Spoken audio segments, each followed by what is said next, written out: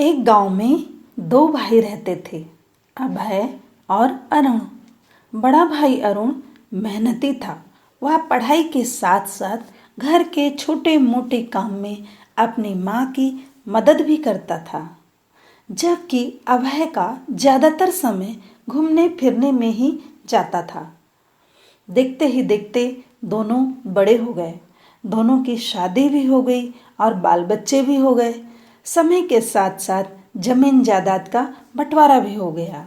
दोनों अपने अपने हिस्से की जमीन पर फसल लगाते थे, लेकिन अरुण खेती के साथ साथ मशीनों की मरम्मत का काम भी सीखता था।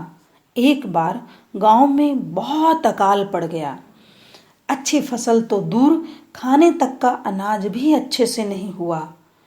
चूंकि अरुण ने मशीनों की मरम्मत का काम सीखा था, इसीलिए वह एक मशीन रिपेयरिंग की दुकान पर गया और मालिक से बोला, साहब कोई काम मिलेगा क्या? क्या कर सकते हो?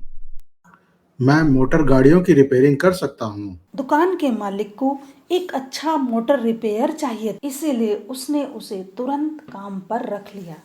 अरुण का काम मालिक को बहुत पसंद आया और दुकान मालिक की आमदनी भी बढ़ने लगी, इसीलिए उसने अरुण का भी वेतन बढ़ा दिया।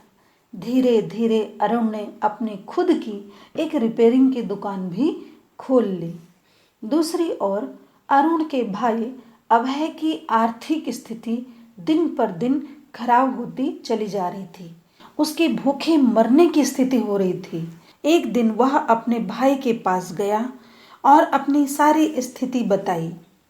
अरुण को भाई की स्थिति देखकर बहुत दुख हुआ, किंतु उसने बुद्धि से काम लिया और उसने दूर का सोच करके अपने भाई से कहा, यदि तुम कल से मेरी दुकान में आकर के काम सीखोगे और मेरा हाथ बटाओगे तो मैं तुम्हारे लिए कुछ कर सकता हूँ।